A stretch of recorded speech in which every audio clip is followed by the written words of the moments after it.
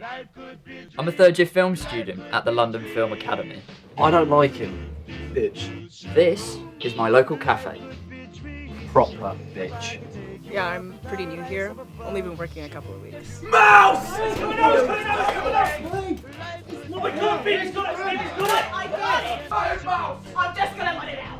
Everyone here is just either completely insane or miserable.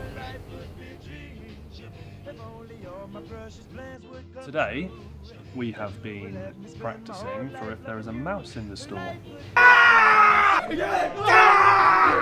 Ellis loves today. What do the people like to work with? Well, they're mostly nice. I don't like her. Bitch. Proper bitch. Well, they are fucking animals, actually.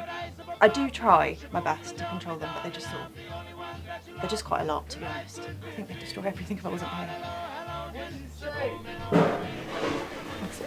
Boys! I told you about buying one who does garnish. And that's the team. And I'm going to be following them through their day-to-day life at my local cafe.